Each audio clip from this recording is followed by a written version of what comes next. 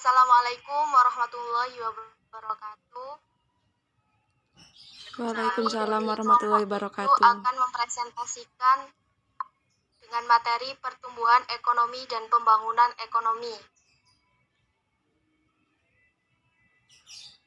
Berikut nama kelompok. Yang pertama Fatimah Zuhro dengan NIM 228 dan yang kedua Rosyida Sabila Putri dengan NIM 230 dan yang ketiga saya sendiri Khalifatul Ummah dengan NIM 274 dan yang keempat Danang Samudra Armada dengan NIM 253 dan yang terakhir Azizul Hakim dengan NIM 229. Selanjutnya materi akan disampaikan oleh teman saya. Pertumbuhan ekonomi merupakan masalah ekonomi dengan jangka panjang, fenomena penting yang dialami dunia semenjak 2 abad belakangan ini. Isu mengenai pertumbuhan ekonomi yang selalu diperhatikan dalam analisis makroekonomi yaitu masa kelesuan pertumbuhan ekonomi dari waktu ke waktu. Berbagai ekonomi mengalami pertumbuhan yang lebih lambat daripada tingkat pertumbuhan yang secara potensial. Efek dari tersebut, perekonomian tidak selalu mencapai kesempatan kerja penuh dan tantangan yang harus dihadapi dalam jangka panjang. Beberapa konsep mengenai pertumbuhan ekonomi. Banyak berbagai konsep yang erat hubungannya dengan perkembangan ekonomi suatu negara. Istilah-istilah seperti pertumbuhan ekonomi, pembangunan ekonomi, tingkat kemakmuran atau taraf hidup masyarakat, dan pendapatan per kapita adalah beberapa konsep yang ada. 1. Pertumbuhan ekonomi dan pembangunan ekonomi. Dikatakan bahwa pertumbuhan ekonomi dapat mengukur prestasi dari perkembangan suatu ekonomi di berbagai negara. Perkembangan fisikal produksi barang dan jasa yang berlaku di suatu negara, seperti pertambahan dan jumlah produksi barang industri, perkembangan infrastruktur, pertambahan jumlah sekolah, pertambahan produksi sektor, dan pertambahan produksi barang modal. Oleh karena itu, untuk memberikan suatu gambaran kasar mengenai pertumbuhan ekonomi di suatu negara, ukuran yang selalu digunakan adalah tingkat pertumbuhan nasional real yang dicapai. Pembangunan ekonomi sebagai sesuatu ungkapan umum yang menggambarkan tingkat perkembangan suatu negara yang diukur melalui prestasi pertambahan pendapatan nasional real. Istilah pembangunan ekonomi dikaitkan dengan perkembangan ekonomi di negara-negara berkembang yang diikuti oleh perubahan dalam struktur dan cara kegiatan ekonomi. Perbedaan penting lainnya, dalam pembangunan ekonomi tingkat pendapatan per kapita terus-menerus meningkat, sedangkan pertumbuhan ekonomi belum tentu diikuti oleh kenaikan pendapatan per kapita. 2. Pendapatan per kapita sebagai pengukur kemakmuran. Informasi yang perlu digunakan untuk secara lengkap menunjukkan taraf kemakmuran dan taraf hidup yang dicapai oleh masyarakat di suatu negara. Tingkat pendapatan dan pemilikan harta-harta lain merupakan petunjuk penting dalam melihat taraf kemakmuran yang dicapai. Dalam keadaan perumahan masyarakat miskin dan taraf perkembangan infrastruktur yang dicapai tersedianya pekerjaan yang cukup. Membandingkan pendapatan per kapita. Dalam menunjukkan dan membandingkan tingkat kemakmuran sesuatu masyarakat digunakan data pendapatan per kapita dalam mata uang sendiri maupun dalam dolar Amerika apabila ia digunakan untuk tujuan perbandingan. Data pendapatan nasional tidak dapat digunakan untuk menggambarkan tingkat kemakmuran karena berbagai negara mempunyai jumlah penduduk yang sangat berbeda. Dengan demikian, walaupun pendapatan nasional negara A adalah lebih besar jika dibandingkan dengan negara B, keadaan ini tidak dapat diartikan bahwa penduduk negara A tingkat kemakmurannya lebih dari negara B. Menggunakan data pendapatan dalam membandingkan tingkat kemakmuran di berbagai negara, perlu disadari bahwa perbandingan tersebut mempunyai banyak kelemahan. Pendapatan per kapita dan cara penghitungannya. Salah satu komponen dari pendapatan nasional yang selalu dilakukan penghitungannya adalah pendapatan per kapita, pendapatan rata-rata penduduk sesuatu negara pada masa tertentu. Nilainya diperoleh dengan membagi nilai produk domestik bruto atau produk nasional bruto suatu tahun tertentu dengan jumlah penduduk pada tahun tersebut. Pendapatan per kapita dapat dihitung dengan menggunakan salah satu formula sebagai berikut. 1. PDB per kapita sama dengan PDB dibagi jumlah penduduk. 2. PNB per kapita, PNB dibagi jumlah penduduk. Dalam menghitung pendapatan per kapita macam perhitungan dapat dilakukan, yaitu berdasarkan harta yang berlaku dan harga tetap. Perhitungan pendapatan per kapita menurut harga yang berlaku penting untuk memberikan gambaran mengenai kemampuan rata-rata dari penduduk negara itu berbelanjaan membeli barang-barang dan jasa yang diperlukannya. Dan juga sebagai bahan perbandingan dalam menunjukkan perbedaan tingkat kemakmuran di suatu negara berbanding dengan negara-negara lain. Data pendapatan per kapita menurut harga tetap perlu dihitung untuk menunjukkan perkembangan tingkat kemakmuran di suatu negara. Kod domestik bruto biasanya bertambah dari tahun ke tahun. Nilainya yang bertambah itu pada umumnya disebabkan oleh dua faktor. Pertama, pertambahan produksi fisikal yang berlaku, dan kedua, kenaikan harga barang dan jasa yang dihitung dalam pendapatan nasional. Oleh karena itu, untuk menggambarkan perkembangan kemakmuran suatu masyarakat, perlulah dihitung pendapatan per kapita pada harga tetap.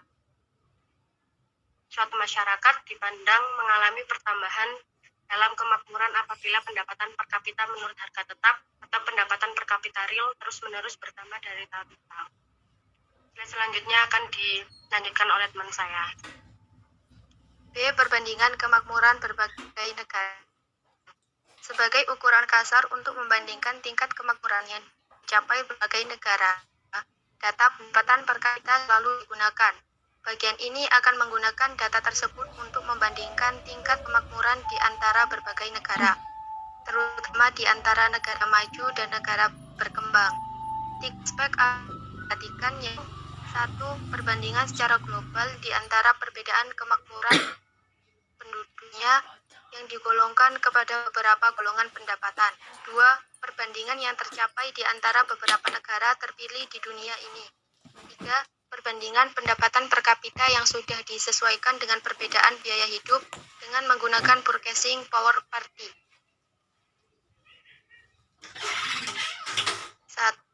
Dan itu adalah tabel pendapatan per kapita berbagai golongan negara. Dari gambar tersebut dapat disimpulkan bahwa 3/4 dari penduduk dunia termasuk dalam golongan yang rata-rata pendapatnya tidak begitu tinggi, yaitu rata-ratanya tidak melebihi $1.240 dan belum menikmati taraf kehidupan yang menyenangkan. 2. Tabel pendapatan per kapita berbagai golongan negara. Dapat diambil kesimpulan bahwa gambar tersebut menunjukkan pendapatan per kapita di negara berpendapatan rendah sekitar $270 dikurangi $460 berdasarkan data tahun 2001. Yang tergolong adalah sebagai negara kaya adalah negara yang pendapatannya melebihi $12.000. Di antara negara kaya, negara yang pendapatannya paling rendah adalah Spanyol berpendapatan $14.860 dan yang paling tinggi adalah Switzerland dengan pendapatan per kapita $36.970.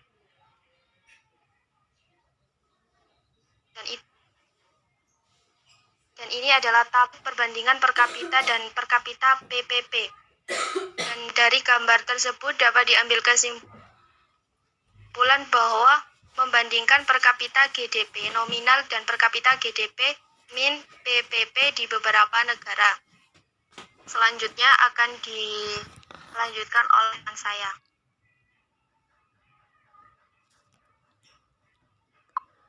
Faktor-faktor yang menentukan pertumbuhan ekonomi. 1. Tanah dan kekayaan alam. 2. Jumlah dari mutu dari penduduk dan tenaga kerja. 3. Barang-barang modal dan tingkat teknologi. Yang keempat, sistem sosial dan sikap masyarakat.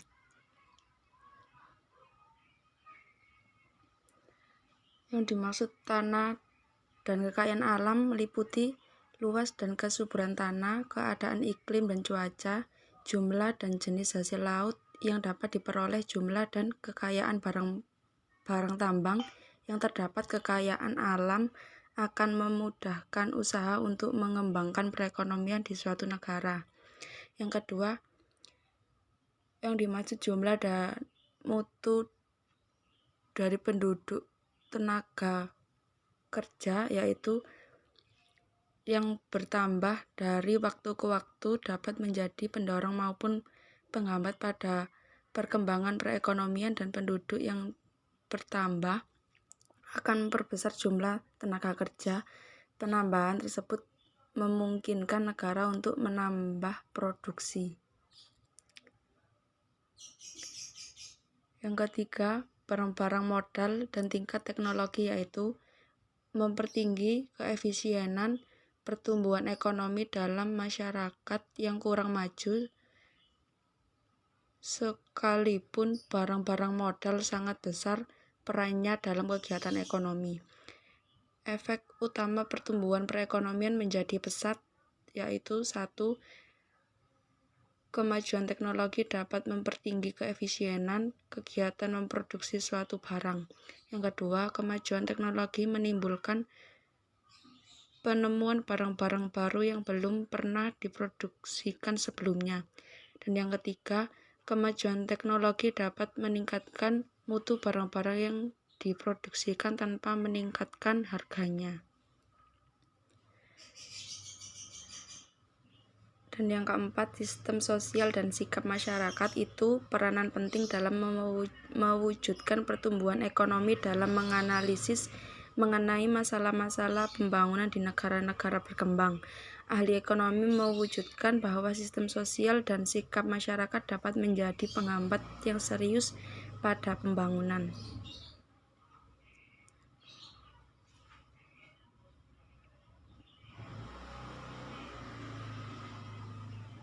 Slide selanjutnya akan dilanjutkan dengan teman saya.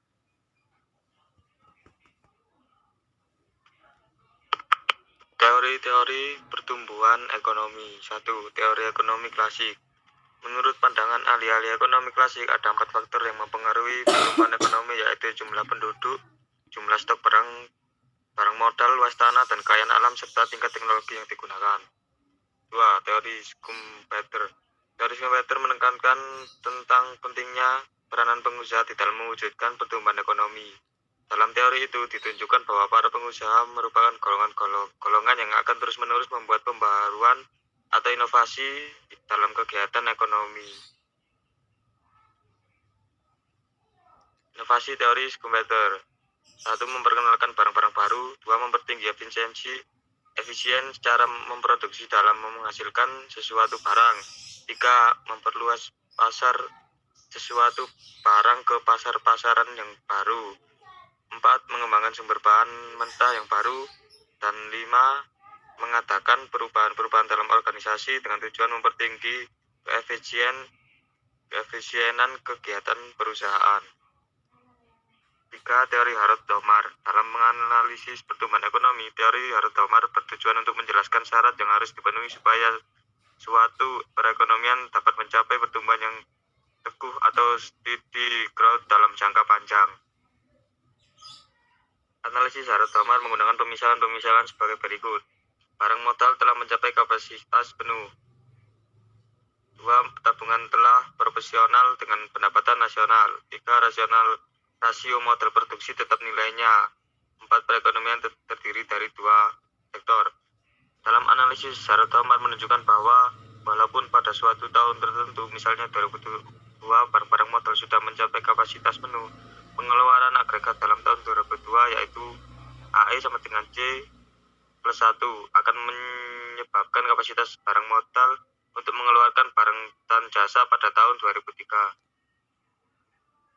Teori ekonomi neoklasik. Sebagai suatu perluasan teori Keynes, teori Harrod-Domar melihat persoalan pertumbuhan itu dari segi permintaan. Pertumbuhan ekonomi hanya akan berlaku apabila pengeluaran agregat melalui kenaikan investasi bertambah secara terus-menerus pada tingkat pertumbuhan yang ditentukan.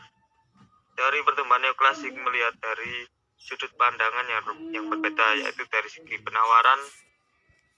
Menurut teori ini yang dikembangkan oleh Abramovich dan Solow, pertumbuhan ekonomi tergantung kepada perkembangan faktor-faktor produksi. 5. Formula penghitungan pendapatan real, PDB real, dan tingkat pertumbuhan ekonomi atau economic growth.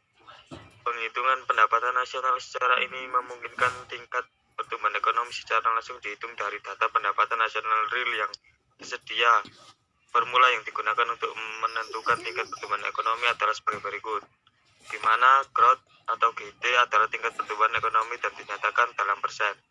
Lalu PDB real adalah pendapatan nasional real tahun yang berlaku atau tahun di mana pertumbuhan dihitung, ekonomi dihitung. Lalu PDB real adalah pendapatan nasional real tahun sebelumnya. Menghitung pendapatan nasional real dengan mendeflasikan pendapatan nasional pada harga yang berlaku dilakukan dengan menggunakan formula sebagai berikut, di mana PDB real sama dengan adalah pendapatan nasional tahun yang berlaku. Lalu WIT atau CPI adalah indeks harga atau pendeflasian pendapatan nasional atau KPI deflator pada tahun, dan PDB real yang berlaku yaitu pada tahun pangkat B. Apabila dengan menggunakan cara penghitungan di atas telah didapat hitungan, yaitu dengan menggunakan persamaan penghitungan tingkat pertumbuhan ekonomi atau GT yang telah dijelaskan di atas. Selanjutnya akan dibacakan oleh teman saya. Masalah pembangunan di negara berkembang. Perbandingan pendapat per kapita di antara berbagai negara telah menunjukkan bahwa perbedaan yang besar antara menunjukkan bahwa terdapat antara kemakmuran negara maju dan negara berkembang sejak Perang Dunia Kedua tertimbul kesadaran tentang pentingnya usaha mengembangkan negara-negara di Asia, Afrika, dan Amerika. Saat ini yang taraf kemakmurannya jauh lebih rendah dari negara maju. Ahli ekonomi telah banyak membuat analisis untuk mengetahui faktor yang telah menghambat penting kepada usaha tempat pembangunan di negara tersebut. Contoh faktor penting yang menghalangi pembangunan negara berkembang negara seperti kegiatan pertanian yang tradisional, kekurangan modal dan tenaga ahli perkembangan penduduk yang besar. Menjelaskan masalah pembangunan di negara berkembang. 1. Pertanian tradisional. Kekurangan pengetahuan infrastruktur pertanian, aplikasi teknologi modern dalam kegiatan pertanian menyebabkan tingkat produktivitasnya sangat rendah dan seharusnya mengakibatkan tingkat pendapatan petani yang tidak banyak bedanya dengan pendapatan pada tingkat subsisten.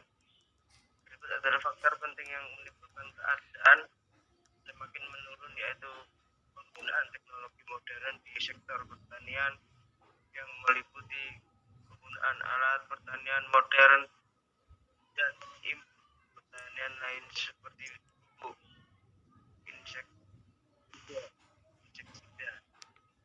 insektisida, dan penggunaan bibit yang baik yang sudah secara meluas dilakukan. Kekurangan dana modal dan modal fisikal. Salah satu syarat penting yang harus dilakukan dalam mengembangkan suatu perekonomian adalah mewujudkan modernisasi dalam segala bidang kegiatan ekonomi, yaitu modernisasi di sektor pertanian sendiri, mengembangkan kegiatan industri, dan modernisasi dalam pemerintahan. Faktor untuk mewujudkan hal ini dibutuhkan dua hal, yaitu modal dan tenaga ahli.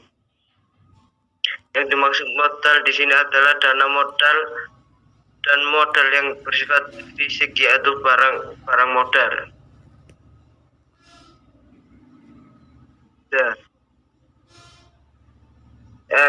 Kebijakan mempercepat pembangunan. Berdasarkan kepada pengalaman pembangunan di berbagai negara, analisis berikut menguraikan kebijakan yang selalu dijalankan untuk mempercepat pertumbuhan dan pembangunan ekonomi. 1. Kebijakan verifikasi kegiatan ekonomi. 2. Membangun infrastruktur yang meningkatkan tabungan investasi. 4. Meningkatkan taraf pendidikan masyarakat. 5. Membangun institusi yang mendorong pembangunan. 6. Merumuskan dan melaksanakan perencanaan ekonomi. Dalam perencanaan pembangunan perlu diterapkan beberapa hal berikut. A. Tingkat pertumbuhan ekonomi yang ingin dicapai. B. Tingkat tabungan investasi yang perlu diwujudkan. C. Peran sektor swasta dan pemerintah dalam mencapai tujuan tersebut. D. Perkembangan kegiatan ekonomi di berbagai kegiatan, berbagai sektor dan wilayah yang perlu dilakukan.